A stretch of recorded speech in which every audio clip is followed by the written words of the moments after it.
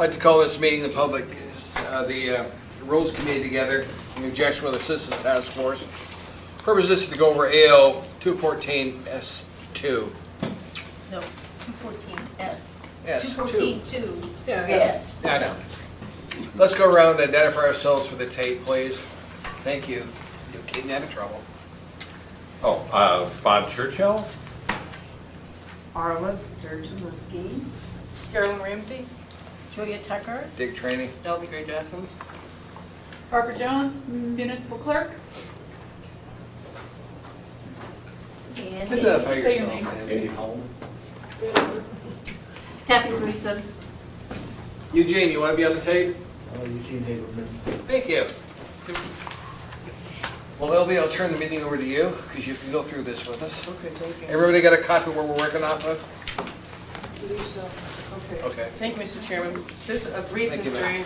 When we had the last meeting with the task force to go over the ordinance, there were a couple of suggestions and recommendations, and we thought it best to not introduce the document that our attorney prepared at the last meeting, but to have another meeting with the task force to go over the changes, to make sure everybody is on the same page.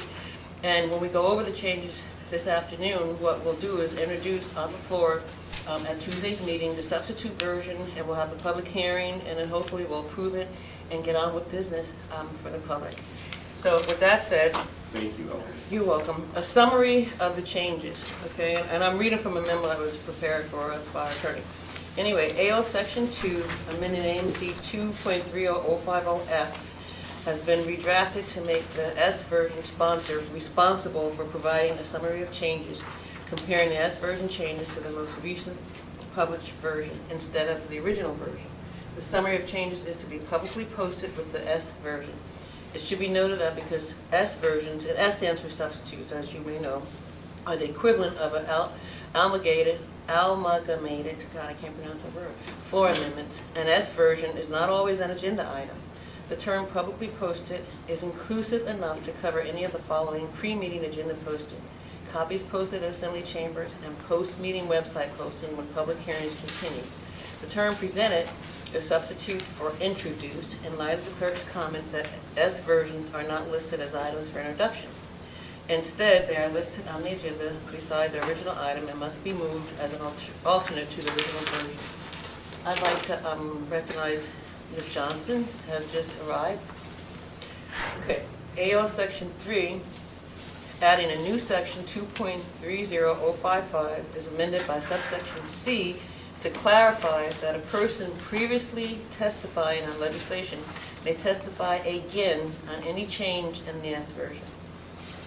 And as I'm going along, if anybody wants me to stop, and if you want to make comments as I'm going through this, please just let me know and I'll... Elby, would you prefer to go through it and then have us go back and discuss any issues, or what do you think would work most smoothly? I think the best way to deal with this is for me to go through the change and then get comments as we go along. I think it works better that way. I really do. Excellent. So should we go back to the first summary, section 2, and see if anybody has any comments on that revision? I do. And, well, if anybody else has one, go ahead and go first. No, okay. Let me recognize Jim Burnett from the Hi, Jim. task force. Hey, Jim. We just started a few minutes ago. The only question I would say,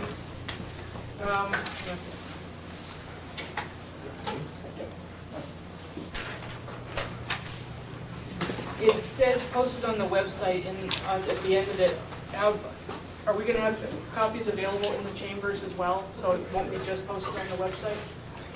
We usually do. Okay. Julia? Posted on the website, the parts that are in brackets and in small caps, those are being removed. Oh, okay. Okay, so Got what, it, okay. and that was already being removed in Okay, the copy all right. that I got. Never But mind. the new language is the part that's in bold and underlined. Okay. And so, so the attempt here was to capture what was talked about at the last meeting, and the But the problem that was, as I understood it, brought up about the municipal website is that that's not always gonna be in advance. So, publicly posted is a broad enough term to include sticking them on that outside thing as is already practice for anything that's coming up. I'm good. Thank you. Thank you. You're welcome. Any other comments on that first section? Yeah. You know, I do have to make a comment about that, you know, and this is not necessarily an S version, but certainly a late on the table version, when that happens during a meeting, you know, the sponsors don't always bring copies for the public, and so there are situations where those would not be posted at the meeting because the clerk doesn't even have them to post them. So as soon as we get them, you know, we have a staff person run and make copies, but I just want to make sure that it's not instantaneous. Is that announcement made that you are making copies and they will be available? Does the public know that? It is not. Well, that doesn't do much good, does it, to have it done and yet the public isn't aware they can pick up a copy? Well, you know. I understand your the- problem.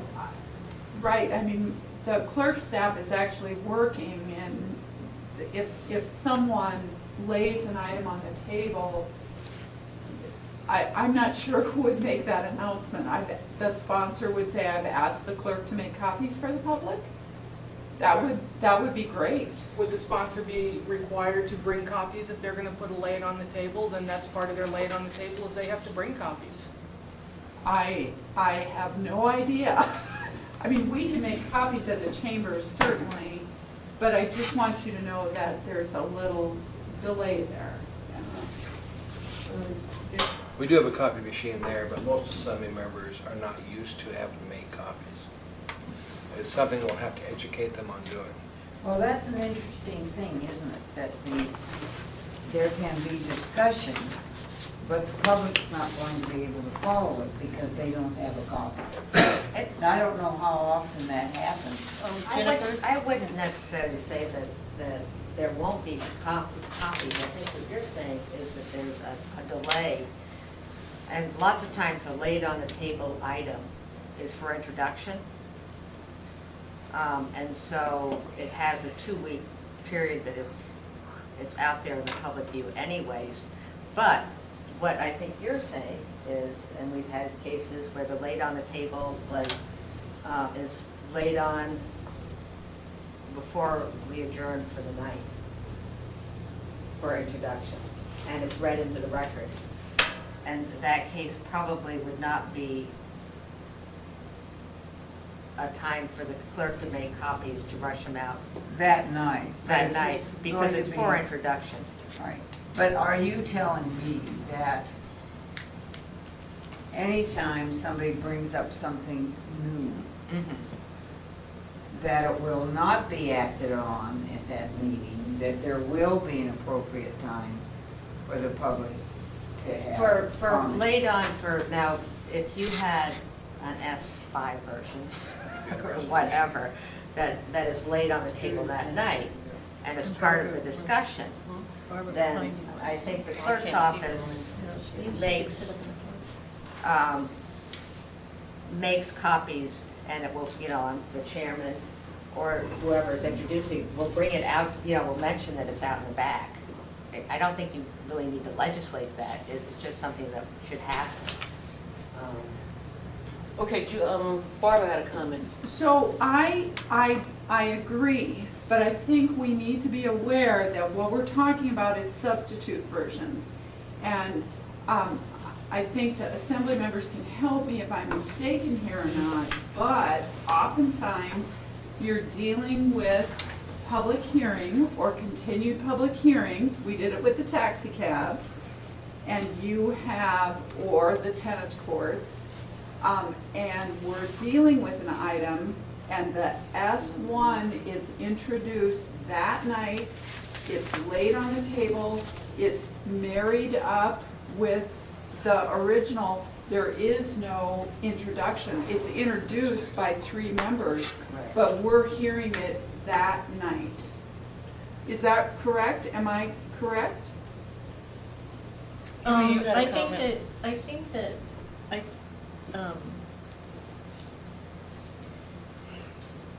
I think that we do need to have the discussion here about substitute versions and not talk about laid on the table for introduction, because that's beyond the scope of what I drafted here. So laid on the table for introduction is the situation that Jennifer talked about, and that's where you will, in order for any public hearing or anything to be on there, there's gonna be a time period, and that's gonna get posted on the web, and there's gonna be notice, and there will be testimony on it that night. A substitute version, it has already been introduced. I mean, the root of it has already had the 3 members. And so I'm not sure that a substitute version even needs to have 3 members. So that's the part Okay. that I'm Great. correcting No problem. about what you said. But everything else you said is right. And so it is, in the Assembly's practice and my experience, a substitute version is an amalgamation of floor amendments that would happen that night. It just happens to be all correlated into an S version. So the Assembly has heard public testimony, the ordinance itself has been out there, and now they're prepared to make some changes.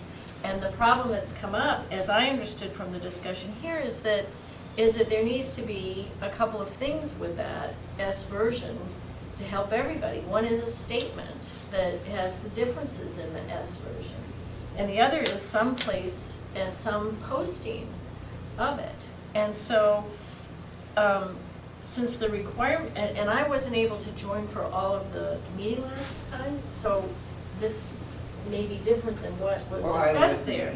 So the comment that came back was about this and the need to have who would be responsible for, because it said will be accompanied by that written summary. And so the decision is that surely the sponsor needs to provide that, and then also that there needs to be a place where it's publicly posted. And it wouldn't be on the website because it's happening right then. So that means that it would be in a case where it was there that night, then this would require that it go, outside, or that the clerk has copies. And at least fairly recently, oftentimes somebody will be testifying and there will have been a whole batch of S versions there, and the Assembly member will say, have you seen the S version? And then the person that publishes, no, I haven't seen it. They say, okay, we need to get a copy from the clerk to get that. And then that all goes down to your comment, which is if they don't know it's there, then they won't have advance notice. But the thing to somehow mix in here is an S version is a floor amendment. That's what lawmakers do. They make changes to what's in front of them. And oftentimes it takes into consideration the public testimony that's rolled forward. So at some point, you have to be able to act on it because it's in front of the Assembly. So if an Assembly member has incorporated changes, they're too large to, or it looks like it's more,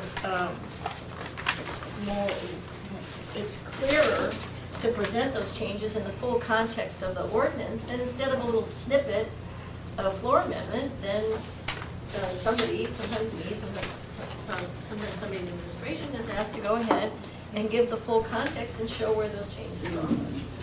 Thank you, Judy. Bob was next. And I'd like to recognize Betty from the task force who just joined us. Thank you for being here. Penny? I'm sorry, Can I Penny. get copies from her? Well, I think it could be handled administratively. I had the question too, as we make these copies for people to absorb on S versions, how are they going to be aware they're available? And it could be something as simple as putting it in the sort of written procedures, or even the chair saying copies are being made and will be available. I don't think it's a huge deal. But there are going to be a lot of people in that meeting that may or may not be aware that S version is going to be copied and be available. And that's all I would ask, is that we maybe put something in place. It doesn't have to necessarily be codified, but to let the folks know those S copies are going to be available. And as Jennifer pointed out, there may be times at the end of the meeting when they're not, and maybe we tell them that too. Based on time and practicality, they're not available. But that's all I'm saying. Thank you. Carolyn, you're next. Just to add on to Bob's, when eventually the new TV screens or the new big screens, there could be a note that rides across the bottom that says, you know, this version's available here, just as an, oh, by the way. Right. And the good news is, where we're at right now is a really, really good start, okay? And we can always revise the ordinance and make changes as we move along, see what's working, what isn't working, what we need to add. So that's the really good news, I think. Any other comments before I move on? Jim?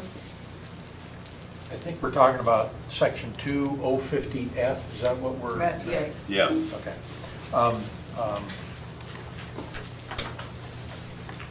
The concern I had in the thing that appears later on in this proposal was that people were putting in documents, introducing and acting on them the same night. And obviously the changes that I see here, I think, resolve that. And so you don't really need what I propose, because the point is, when an S version is introduced, the Assembly Chair presumably has to accept a motion that substitutes the S version for what was originally introduced. So when he does that, that means 6 Assembly members agree by ruling of the Chair, or essentially you assume that's what's happened by a tacit vote, that the substitute now gets all the benefits of having been the original introduced item. So I don't think you need anything more for substitutes besides the chairman confirming with the assembly that the substitute is the appropriate vehicle. And that copy. And that happens, I assume, every time a substitute is acted It on. has to happen, yeah, you're right. Okay. Kathy, who's in the audience, you have a comment, and it's fine, this is an open meeting. I do. I didn't know if it would be appropriate to say anything. Yeah, no. As a member of the public and someone who testifies, I'm a little confused as to process on this, just because there's, I mean, you said, yeah, amendment here, and then they make an amendment, and all of a sudden you've got a collective amendments that becomes an S version. And that happens after the public hearing is over, because it could be based on testimony. But then on page 3 of 6, on the draft, C, it says a person may, well, if a substitute version is before the assembly for action, a person may testify again on the changes in the substitute version. So at what point do you then say, you know what, we had our hearing, we've made all these amendments, all of a sudden it's kind of an S version, now we have to open the hearing back up?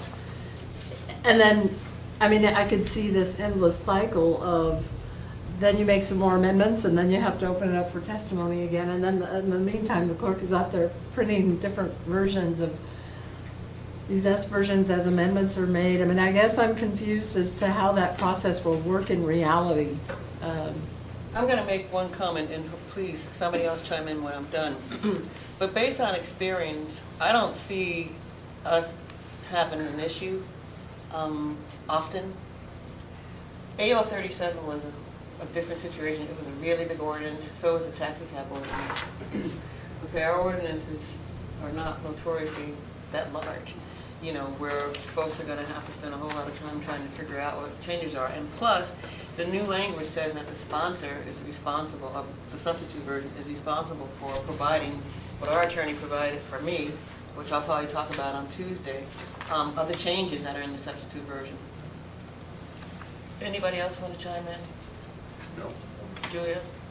I'd like to chime in when we get to the section on page 3 that Kathy's talking about. Okay. Because I think that we're not there yet, but I think that her comment is well taken, and we may have to massage that a little Okay, bit. great. Okay, thank you. Thank you. Okay, so I'm going to go back to number 2, okay? AO Section 3 added a new section 2.30055 is amended in subsection C to clarify that a person previously testifying on legislation may testify again on any changes in the S version.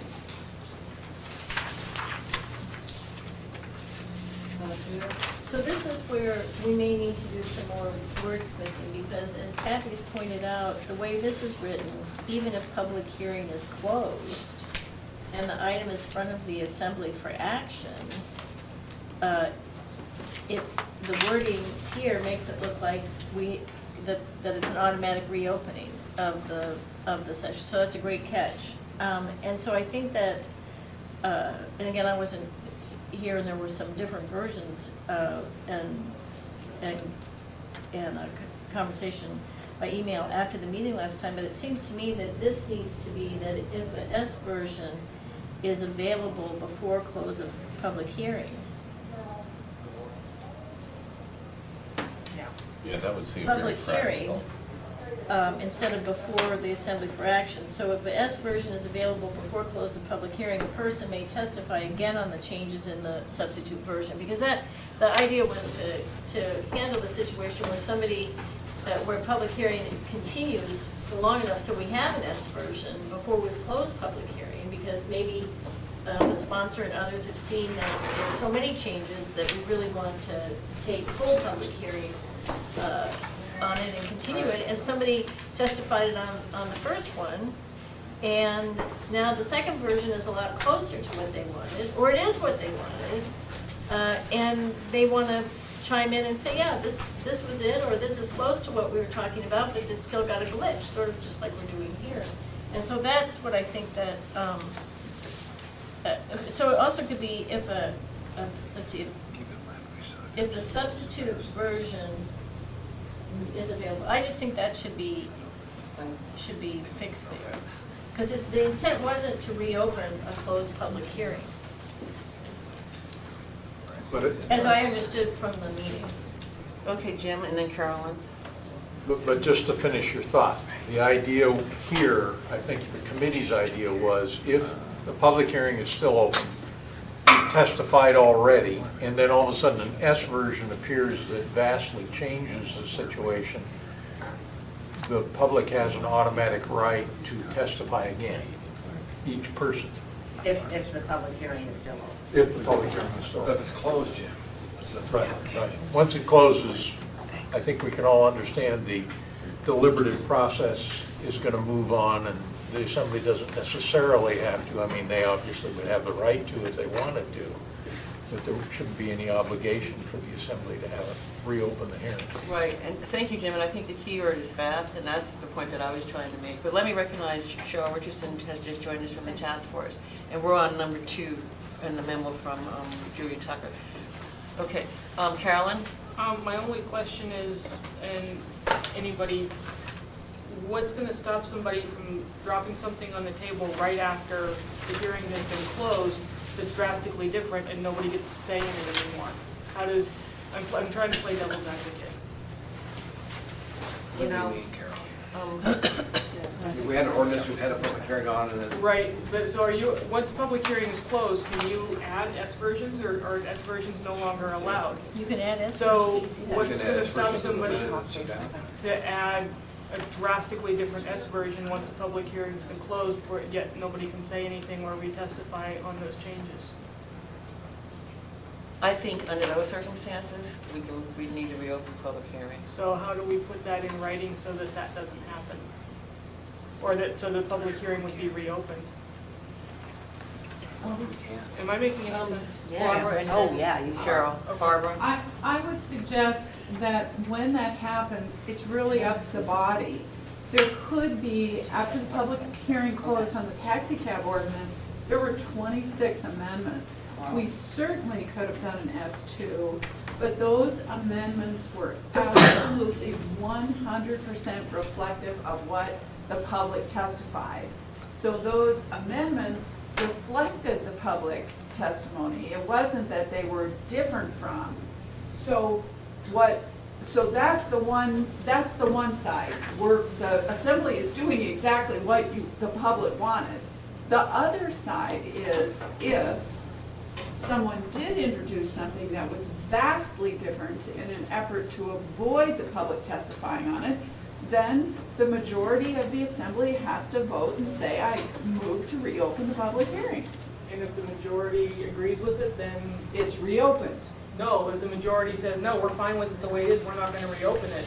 That's Representative Marks. Yeah,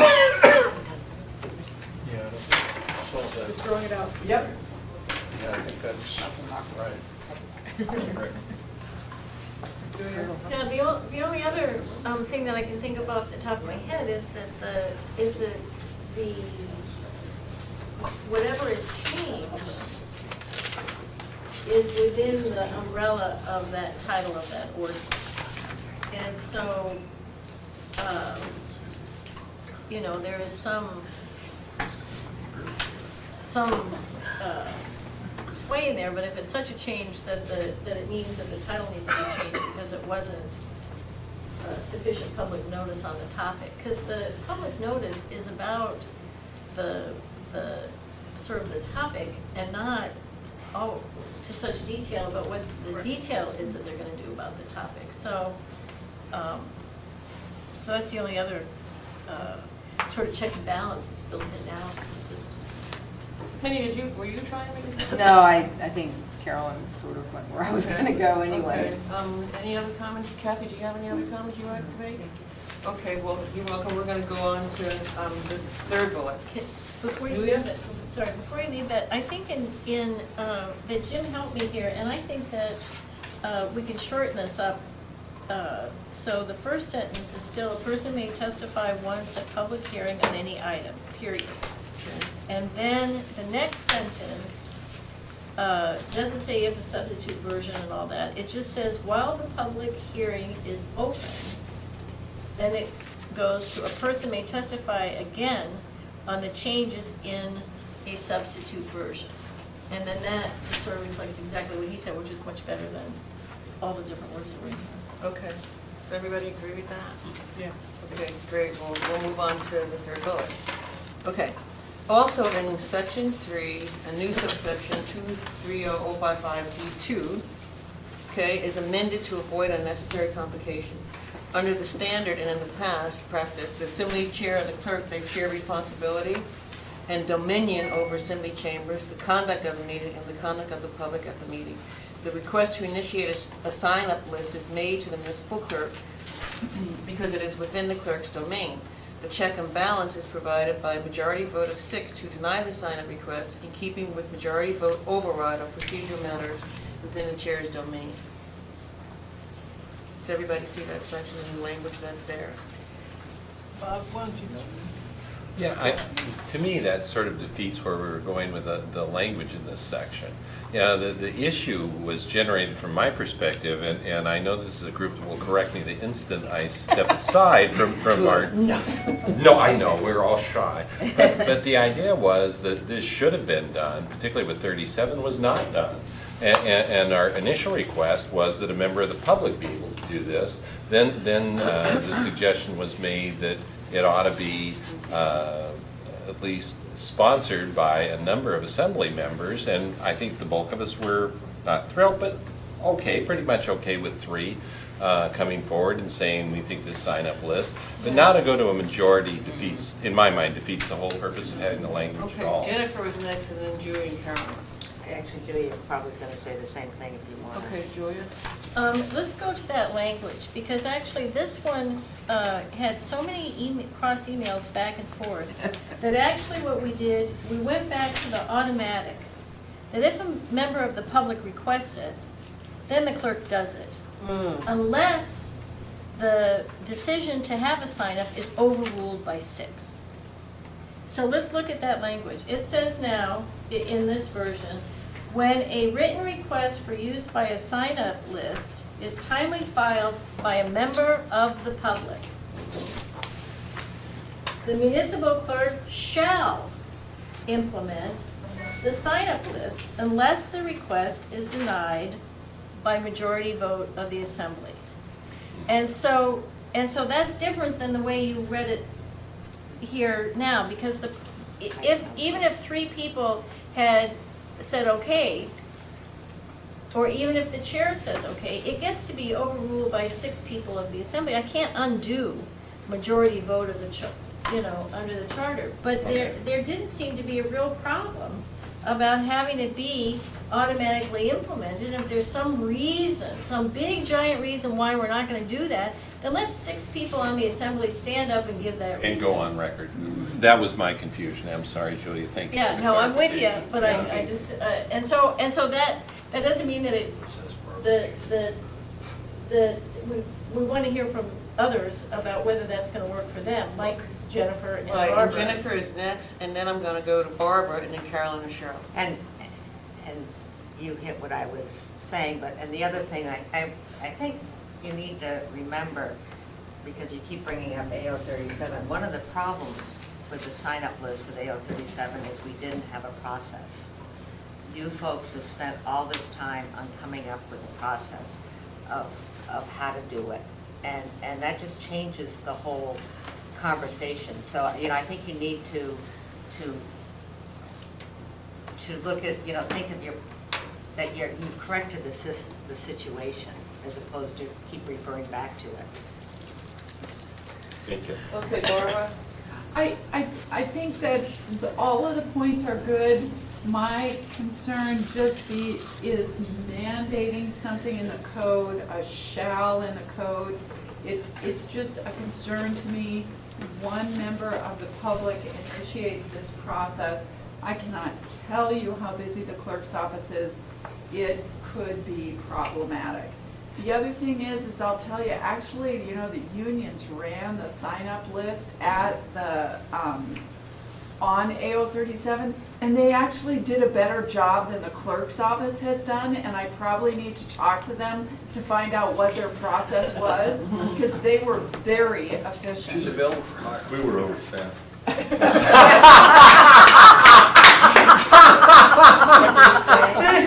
So I understand what the motivation is here. I just will tell you, I have no wordsmithing, nothing, just concern. Okay, thank you, Barbara. Thank you, Elby. You're welcome, Carolyn. My only concern was when I saw the majority vote, is I just want to make sure that the minority is not denied the right to testify. And that's the biggest thing I want to throw a fit over. We've seen it happen in the past, and I know, like Jennifer says, we're going forward so this stuff doesn't happen. I just want to make darn sure it never happens in the past. We've had people denied the right to testify, and that's not ever okay. And that's not just with 37, that's with other things. Right, okay, Cheryl was next, and then Jim. I think it's a minor point, but I'm going to mention it anyway. We talked in the original, or maybe second tier language, about 3 people could accept the sign-up sheet, and that is a minority. And so I think that to go all the way to denial by a majority, I think that's quite acceptable. But I just wanted to raise the issue and let people remember that we wanted 3 people to be able to, on the assembly, to be able to vote. And for mechanical, the way I remember it, originally we talked about the clerk would announce that there was a request for a sign-up sheet, giving the assembly the opportunity to deny it at that point, accept or deny, on a vote of 3. So that's the way I remember the original language. But I think this would work, so I hate to be too picky about it. Okay, I'm going to go to Jim, and then Barbara may want to follow up to any comments that were said. Right. The idea with 3 was, since it takes 3 assembly members to introduce, to the extent somebody had already asked for a public hearing, then those 3 people could say, yeah, let's have a sign-up sheet. But the point is, everybody is guaranteed the right of a public hearing. To testify. This is just the section about whether or not there's a sign-up sheet. And the point is well taken. 6 assembly members have the right to decide this. So I don't have a problem with that. This basically says, if somebody asks for it, the clerk's going to announce that a sign-up sheet has been requested.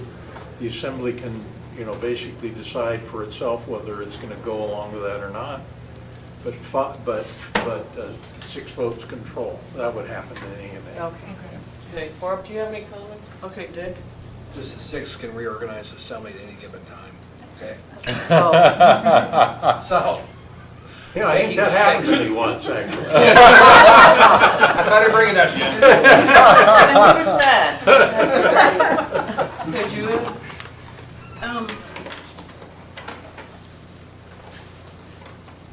When I was looking at this, the couple of points that came in the aftermath of that was that to create a whole subset of things administratively that 3 assembly members could do was just, didn't seem to be such a great idea. Better to make it automatic. The thing that I'd like to bring up here for everybody, especially the clerk, is that process-wise, it would really be better if there was, more than the notice of the day prior to the public testimony, just because we meet Workload. and do that. And so it's really, by at least, I don't know, 9 a.m. the day before, 8 a.m. the day before. So it really ends up being basically close of business or something 2 days before, because generally we have to review the agenda with the chair, and that would be the time under this new proposal that the clerk would have to say, oh, by the way, there's going to be, we are going to have a sign-up. So that's just something I put out there to you, and then they, yeah, No. and that shouldn't be that big of a deal. I have a suggestion, if everybody agrees, and I'm gonna ask Barbara if she agrees. Instead of on the day prior, how about the Friday before? Because the meeting's on Tuesday, and if somebody requests it on Friday, clerk has, Monday to work. Yeah, well, By Friday. close of business Friday prior to the hearing? I have a question. 2 days, I think, is safer because Yeah. you never know. Yeah, who will but, agree. you got it, Let's right hear- there. Let's hear from Barbara. Barbara? Or is there any way that maybe you could join Jim up there so we're all facing you? Thank you. I'm sorry, I've just been paged and have to go back to the office, but yes, I'll just swing around here for just a second. I think, a minute extra time would be great, and I really like the idea of Friday addendum deadline at noon. That would really help. I think the members know, that the leadership meetings start at 9 o'clock on Monday, and we pretty much go nonstop until Tuesday at 5.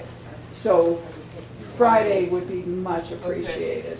Carolyn, I saw you. I'm going to squeak just a little bit because the addendum comes out on Friday, which means the public's not noticed until Friday. So that gives you the weekend to actually figure out, is this something you want to request a sign-up sheet for? So I think to ask for it before Well- the addendum comes out, I think is, And let me follow up. First off, the addendum item, is nothing that's gonna have a public hearing that Okay. following Tuesday. The addendum item is just, if anything requires a public hearing, it's gonna be for introduction only. okay. Okay, so is that clear? Anything Yeah. on the addendum is not Carolyn, for are you public okay? hearing on Tuesday. Except, Jim, are you okay?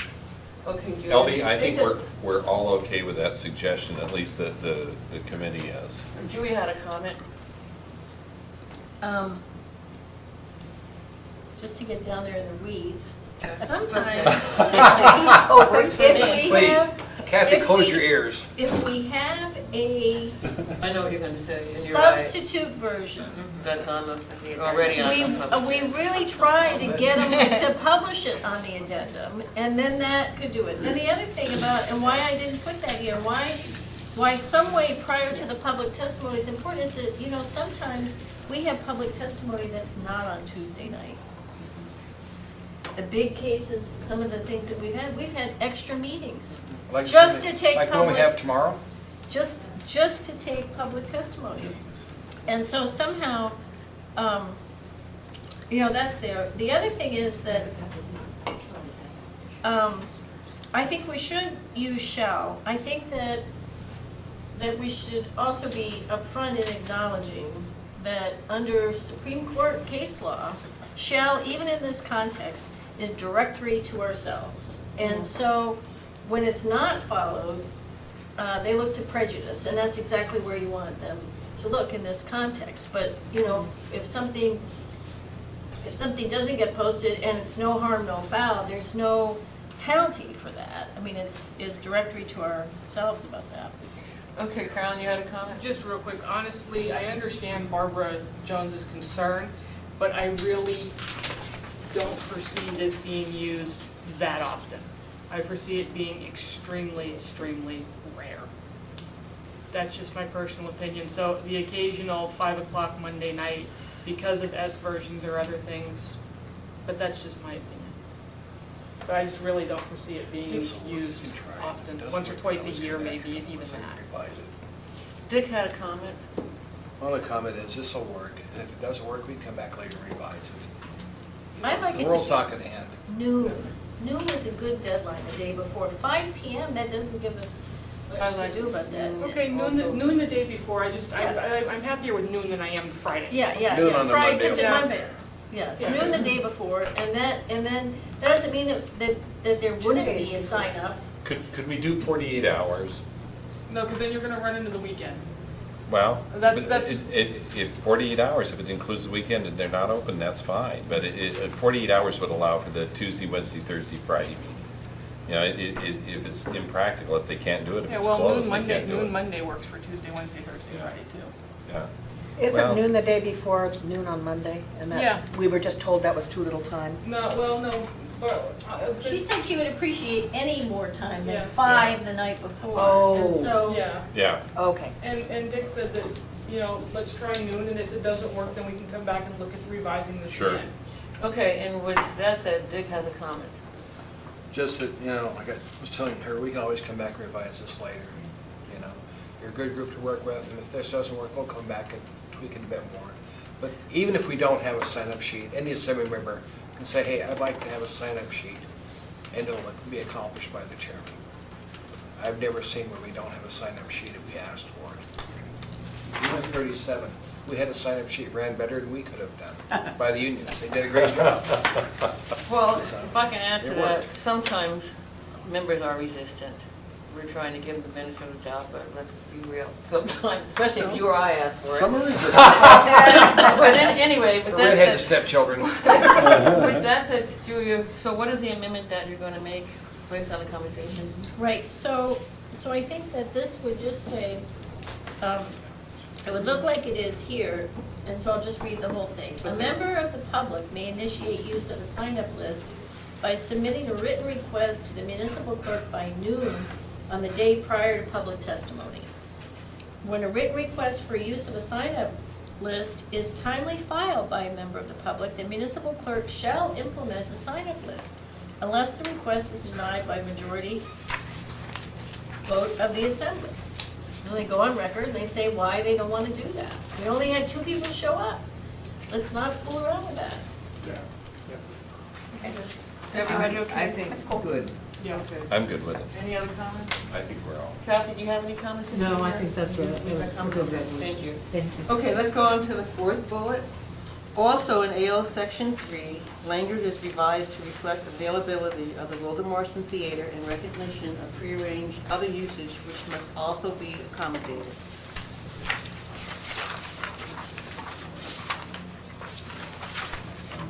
And that's number F. It's F. F, on page, letter F. Why do I keep saying numbers? Letters. Letter F on page 4 of 6.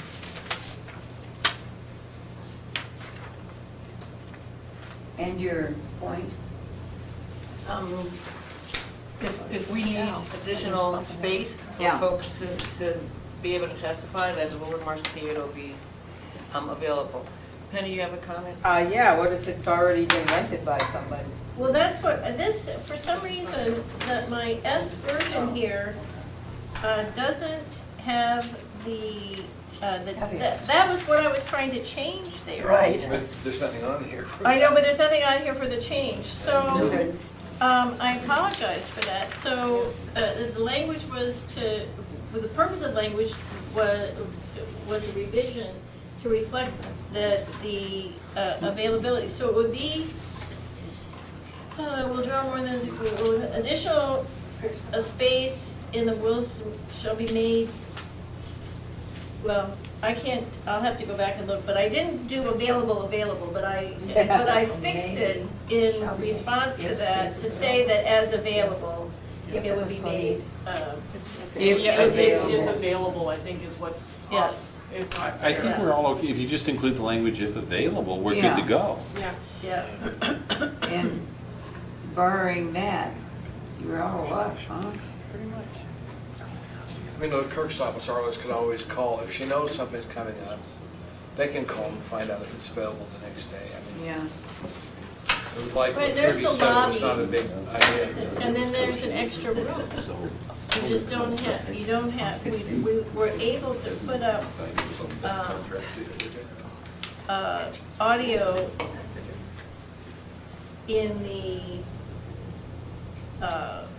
that main entrance area there. Yeah, but if, just by pointing out one spot and neglecting these other potentials, are you setting up a thing of basically saying to the public, if that room isn't available, that's it? I remember You're some saying other there also. language, thank you, Arliss, I remember some other language, unless I had a dream, that said other, or look for space somewhere else. I don't remember how it was worded, but I remember some language like that. Seems And like if it that. was a dream, maybe we need to add it. Well, I would sort I Look would, for someone else is the next one. yeah. The next What is about G. G answers Oh, yeah, okay, so I didn't dream. Yeah. that? You just parsed the. I missed it. Okay. Okay, Kathy? I just have one comment because Julie was concerned about using available twice. You could say the theater shall be provided. I did, what I'm saying is Okay, that yeah. I did fix this, I don't have it in front of me, my Yeah, apologies, just somehow it did understand. not translate in here, and then the only thing that I remember is that I got around available, so I just assure you that I did that. Just an option, just an idea. Thank you. Okay, do we have any more comments on this? Okay, so let's go to the next. On the final page of the draft, there are 2 additional items that are included for potential additional discussion. And the first one is Jim Burnett has requested review of an additional requirement on minimum notice regarding introduction. The text of the applicable charter and code provisions governing introduction and public hearing are included to assist the discussion. Julie, you want to talk about this, because I'm a little confused. Well, Jim's here, and I Yeah, as a understood matter him of to fact, say that maybe yeah. that was no longer a problem. Madam Chair? I've forgotten who's running the meeting now. Is it Madam? She is. Okay. Is this item 1 changing the charter section, or what? No, what I do we did have? it, Page all, 5, these are Jim. just notes. So that's in the charter now? Yes, it is. So the point is, if an item is introduced, it can't be acted on that day, it has to be public noticed. So the only issue really here is laid on the table or substitute versions and such as that, and basically that's going to be ruled on by the chair. Well, let's separate 2 things. Yeah. Even though laid on the table is this amorphous term that keeps being applied to both. The blue folder. The blue folder, so in the blue folder are gonna be items that don't require public hearing. So guess what? They get to be acted on that night, you're not gonna have public notice of those if they're laid on the table in the blue folder, because they're recognition resolutions or other things that don't require public hearing. Then within the blue folder, there could be 2 types of things that do require public hearing. One type is going to be the budgetary items and resolutions that are in an amount great enough, or like over $100,000, that they need to have public hearing. Those will be resolutions. And then there'll be ordinances. And both those things will be for introduction. And so they're laid on the table. They didn't show up on the agenda, they didn't show up on the addendum, but they take public hearing. And so for those, they can be introduced that night. Introduction only. But the Consent charter agenda. still requires 7 days notice. The charter requires 7 days notice before the assembly acts on it, not before the assembly introduces it. So the charter already protects me concern For I action have. on the by the assembly. Now, Except for, and the only area where a person might get through this is substitutes.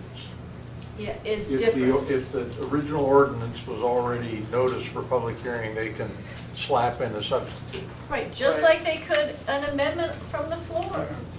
They're all sitting up there, they see this, they hear the public testimony, they say, I move to change this part of it. Or a budget You're item next, under Cheryl. 100,000, sorry. Cheryl, you were next? Go ahead. Thank you. You're welcome. Or a budget item under 100 is what I'm hearing, under 100,000. Right. That could come in. That's my contract, my But favorite those, friend. but those items don't require a public hearing anyway. You Under know, the and charter. under the charter, right, and from what I've seen, based on my many years, also known as 31, of experience in municipal government, very rarely have I seen anything on the addendum, okay? Like substitute versions, it doesn't happen often, it really doesn't. Most of the stuff on the addendum is stuff that we're gonna act on, we can act on anyway without public hearing. Stuff that's being introduced for public hearing, which means that the public is gonna find out what the document is through advertisement, through the web and such. So that's just. Yeah. Yeah, Building the lily. Yeah. Right, and I misspoke In my when I, opinion. when I, Julia?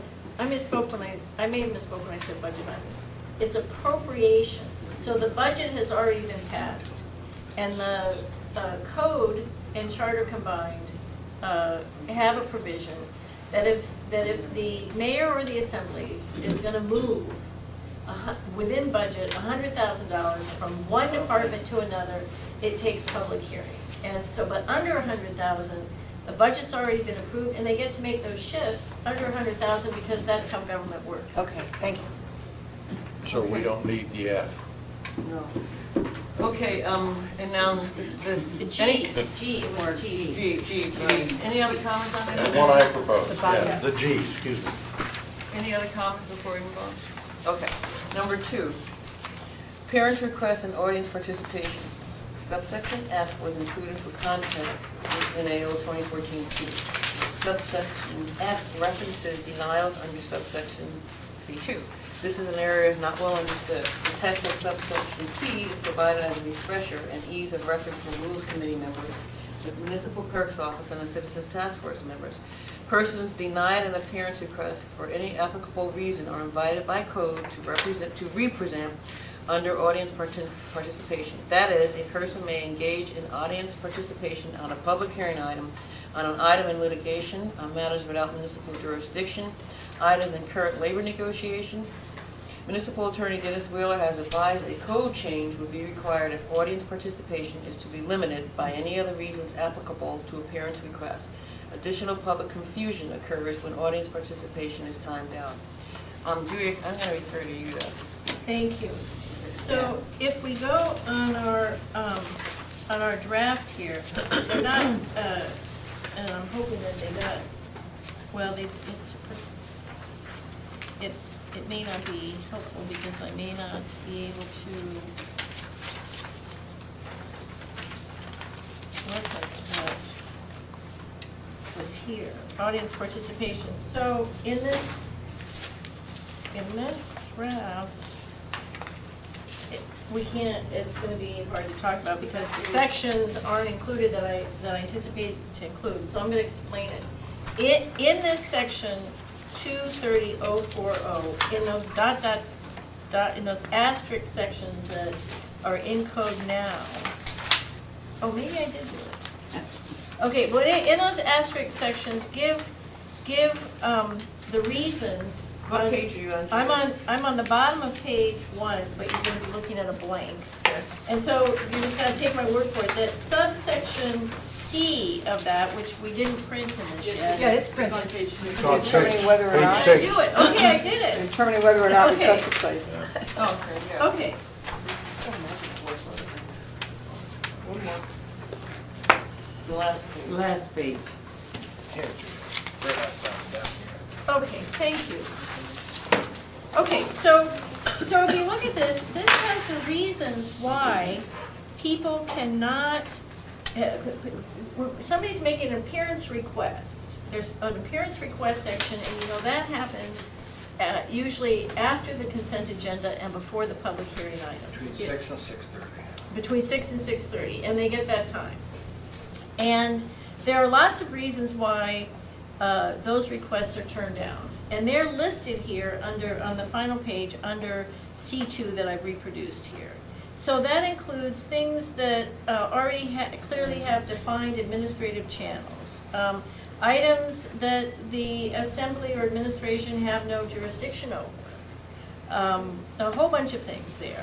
And so the clerk will reject a request for an appearance request. Then if you go down to current F, current code, it says, so this is, I left out the language that doesn't matter right now. It'll say persons who had their appearance request denied under subsection C2, one of these reasons. So they didn't get an appearance request. Or persons who do not wish to submit written communication may be heard under audience participation, which is scheduled for each regular meeting at the conclusion of the agenda before executive sessions and adjournment. And so that means that if you're rejected for one of these reasons, you can still wait around to the end of the meeting and talk about one of these things, even if the assembly and the administration have no jurisdiction over it, or if it's already in litigation, or any of these reasons. And what happens sometimes is that we get that the assembly, the meeting gets to either 11 or sometimes 12, and there isn't any time for this anyway. So that's happened. So those are two phenomena. There's confusion by the public and sometimes by some of the members on where, how these two interplay. And Dennis Wheeler, municipal attorney, has suggested to the clerk that if the assembly wants to limit audience participation to only include some of the things that are here, that you need a code change to do it, because right now there isn't a rule that says the assembly can say, okay, no, you're in litigation, you can't come and take up our time here to talk about the litigation that you're in with the city. Now, are you suggesting that you have taken care of this with them? No, I haven't, because it wasn't something that was discussed last time by your meeting. Are you suggesting that we need to add additional wording? Yeah, I guess my suggestion, which was towards the end of last meeting, was that since this is a section that this group has already taken on, because 2.30.040 is going to address appearance requests and audience participation, that if some changes were going to be made in this would be the time to do it, and that these rules of procedure and the title is broad enough so that it may invite changes that haven't gone through this committee yet, and that you might want to think about what your ideas are about that. You do not have a specific recommendation for us to consider on 230.040? I guess my question would be, where does I'd ask if the committee wants, one is, do they want to consider it? Two is, what is the sense that audience participation from the background of the people here should or could be more limited, maybe not to run parallel with appearance requests, but to, have items that, so that not every rejection under appearance request is an automatic in for audience participation, but, some of them could be. Dick had a comment. I like item 17 on the agenda. Because you're only talking about 3 minutes per person. and people can come up and talk about the craziest things they want.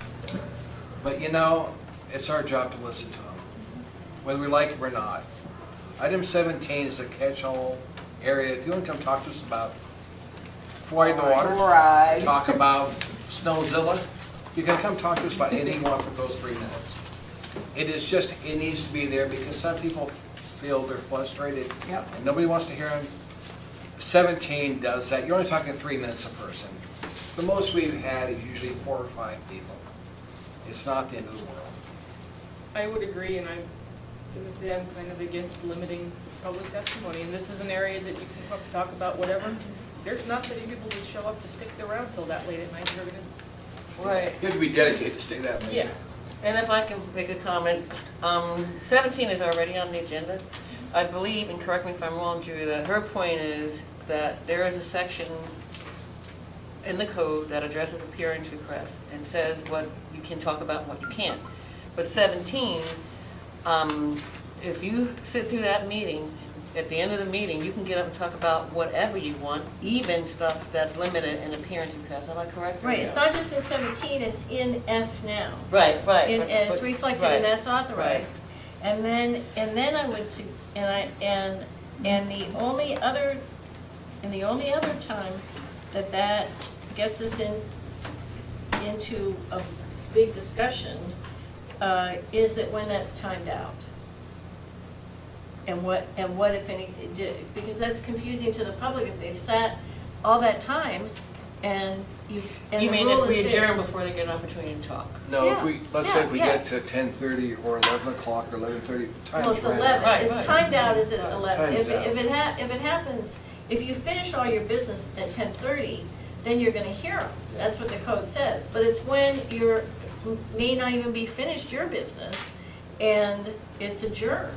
And so you might want to think about, it says at the conclusion of the agenda before executive session and adjournment. So the way it's written out is may be heard as audience participation. We've had that be that they're allowed to be heard and aren't going to be discounted, but the assembly has no rule that says that if there are people that have been waiting there for 4 hours since 7 o'clock and it's now 11, that you have to continue to hear them. And so when it does get timed out, then you have a lot of people who are upset because they've stayed all that time. And so if you address that in code, however you wanted to do it, this would be an opportunity. Do you have that situation arising, and how do you handle it if it does? We don't have that occurrence very often. We just don't. But it has happened. It's happened on occasion. We don't have it that often, Jim. It's happened several times in the last couple months, it seems like to me. So maybe that's in the last 6 to 8 months. We've had an assembly person say, well, you can't talk in appearance request. You can't talk in audience participation because you're in litigation against the city. Oop, they're gone.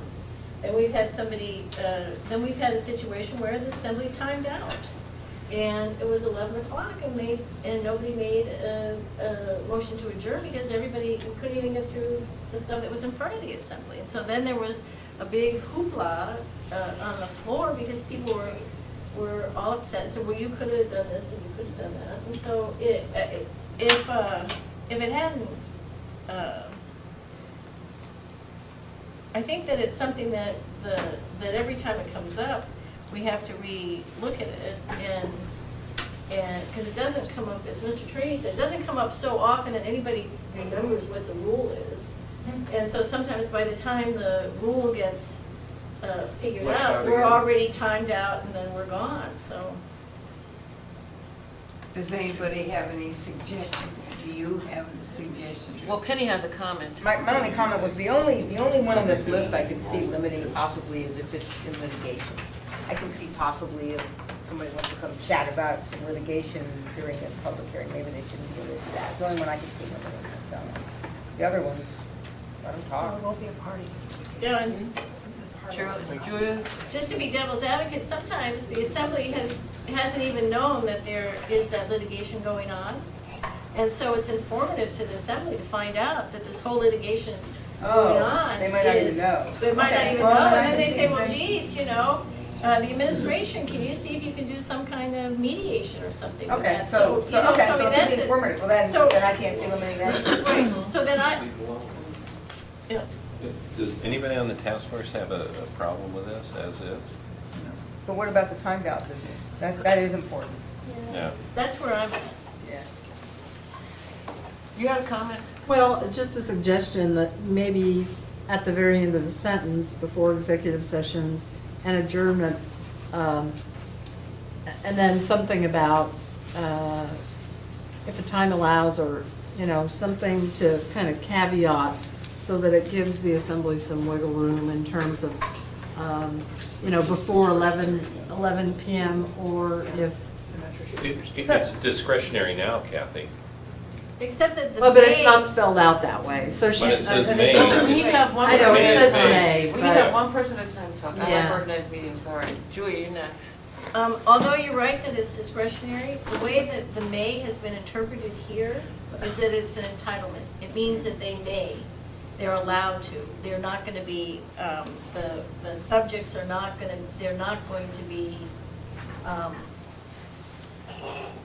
told that it's inappropriate, like they would be for the appearance request. So we really haven't been able to rely on may to help that confusion, because because people just don't understand that when it's timed out, that they're allowed to talk about it. Here means that they should be allowed to talk about it. Bob, you Even had a if it comment? I'm sorry, takes Julie, time. I didn't mean to Sorry. cut you off. I thought you were done. You had a comment, Bob? No, I made my comment, Julie clarified, so. Okay. And Bob had a really good question. What's the recommendation from the members of the task force that are here in terms of addressing this particular issue? Cheryl? Well, I appreciate Julia's bringing this up. I'm asleep by then, so I haven't watched it, but I appreciate it because there is nothing more frustrating than waiting that many hours. So I would recommend that we either turn it back to Julia or add some language. And I'm hearing, Julia, you're implying that we can turn the word may in section after shall.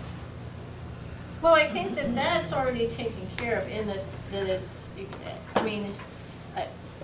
the problem is that the assembly by charter has to stop at 11 o'clock unless somebody, and they have to stop, they don't even have by charter the ability to extend past midnight. So I'm not in favor of saying that it shall be in there. I think that it's important for the committee, and I'm really glad that everybody took time to do that, to really understand the relationship between those two, because this is a section that the committee is amending and confirming, as Mr. Trainee has, that as far as the committee is concerned, the audience participation by design is to be more open and to do exactly what it says. That I'm sorry. Would language saying consistent with the requirements of the charter fix this? No, I think that the thing that would fix it is something like what Kathy was talking Just more about. And Kathy had a follow-up. Well, I've just got some, off the top of my head, perhaps language, and then it can be definitely cleaned up. But just at the end of that, before executive sessions and adjournment, if time allows before 11 PM adjournment time, or if meeting is extended to allow for this agenda item. Yeah, okay. It's the solution. Yeah, excellent. That if. Julia, what do you think? Yes. I like that. Yeah. Yeah, it gives you Okay, the. great. And then Dick had a comment? It works. Okay. The problem is, a lot of times we can't get the votes to extend past 11 o'clock. I bet. Yeah. Because assembly, their members are tired, they want to get out there, last thing they want to do is stay any more minutes. Needle River Chugac's a long way from here, as I keep getting told by my assembly colleagues. Needle River Chugac, we need to get on the road and get out of here. Madam You had a Chair, unless I'm comment, Bob? misreading body language, I think we have a consensus from the task force that we Yeah. would support with the addition of Kathy's language and Julia's excellent wordsmithing. Well, Dick, do you think it should be extended past 11? The problem is you can't change it now, we have to, the way it's structured. Oh, yeah. And I'll make a comment, if I may, for Dick and I. Dick and I really, when we see somebody in the audience and we're getting ready to adjourn at 11 o'clock, we want to move to extend the meeting to let them be heard. But we're just two. But anyway, so that language that Kathy provided, everybody's happy Yep. with? We're happy. Okay. Fine, it's LB, are great. you and Dick happy with that? Oh, yeah, that's fine. I appreciate you asking, but, I want to hear from what you guys think, because that's been your task, We talked to him about that. Oh, yeah, in a second. Are we finished? Yes. Okay, so we're finished, okay. Well, you guys- Penny had a comment first. Okay. Yeah, Just Penny. a quick question about the if, which I like, but how does the public know that, so that they won't be so steamed? We're gonna have to announce it somehow, that What I if we have think, time, Julia, then you can do it. I'm sorry, Penny, what I think, okay, the clerk's office is going to have on the podium policy. All right. And that can be policy. added. All right, that'd be great. Right then and there, so Yeah. they could look and see it. Yeah. Dick has a comment he'd like to make. When we started talking initially, we were talking about the assembly sitting higher than the Yeah. audience does. Go to the Mat-Su and look at their assembly chambers. What? There are people sit 12 feet above We were everybody there else. last week. It is huge. It's horrible. My. It is huge. It's horrible. So I asked about it, Yeah. and that was where the old building ended. And so that's Yeah. the foundation from the old building.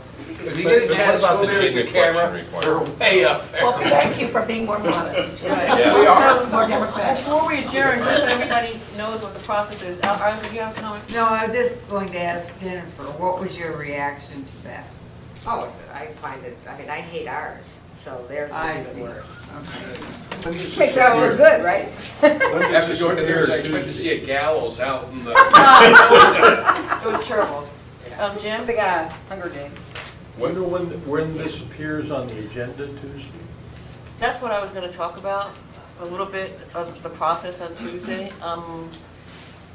I don't know offhand, because I don't have, see you, Jennifer. Can you pull up? See you tomorrow, the Jennifer. agenda so we can find out when this appears? Andy's gonna look it up and let everybody know. But anyway, the process is gonna be this.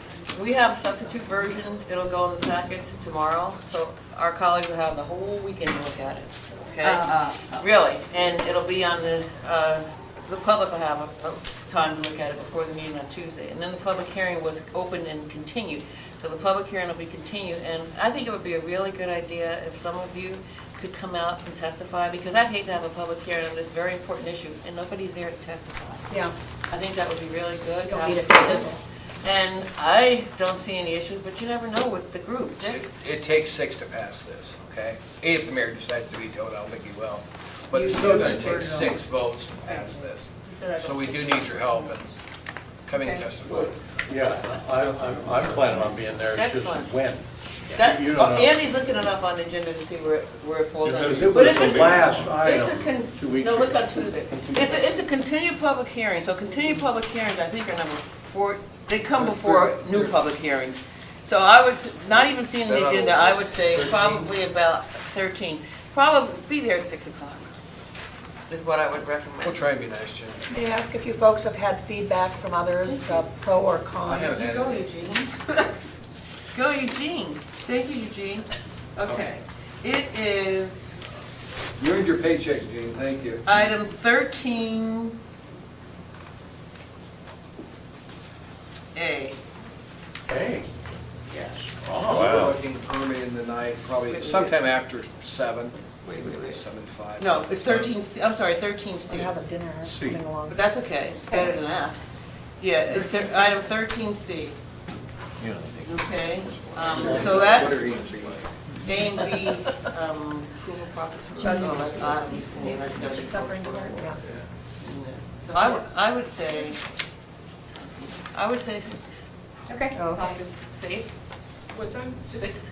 Yeah. I think we should have somebody kind of responsible. for- Designated? Designated to speak. Jane was before, I don't know where Jane is. Jim? well, he's the vice chair, I'm gonna talk too, but I'll be happy, I'm gonna speak. No, I just think. My plan is I to think you're show right. up It's a and, good idea. and say, I just agree with everything Jim Barnett had to say. Everything, without qualification. Oh, well then, I'm gonna change my speech. Wait. No, I'll make a commitment to be there. I think it's a good idea, I think to Well, have, just the rest of us so can you're too, but to have one at the. mentally prepared. Yeah, I assume. Oh, sure, throw that at us, Arliss. Now you want to prepare. Arliss, can you come and testify, because no one will mess with you. I Jim really will agree. take pot shots at It would us, be not you, great. Arliss. Oh, yeah, they'll take pot shots at me. So, so everybody's gonna be there, and then two people will speak, that's great, and then everybody can stand up, and we can thank you for doing such a great Yeah, job. you could do that. Yeah, Yeah, do yeah. that. Yeah, LB Dick, on behalf of the task force, thank you for keeping faith. Yes, thank you so Thank much. you so very, very I'm much. quite impressed that we got this. And Julia, Hey, there was no way, It as was- far as I was Julia, concerned, this that we one. were gonna have a No, task force this and group, get this your group. recommendations and then file them away. That's where I thought There it was was gonna no go. way. That's what I thought. No, not when we're dealing with That's it. what I thought though. My great. concern is And we that- have a good attorney too. Is it a valid concern, LB, that this will run into good catch. problems? I don't think so. I think that any of our colleagues that have an issue with this, they have a problem. We know who will have an issue And I'm, with this. you know, And we can identify them, they're not gonna be the majority. okay, really, I mean, this is a A little process. bit better, but. I'm gonna be at the opposite side. Thank you so much, appreciate that. Thank you, sir. Thank you. All right, meeting's adjourned, and thank you for being here.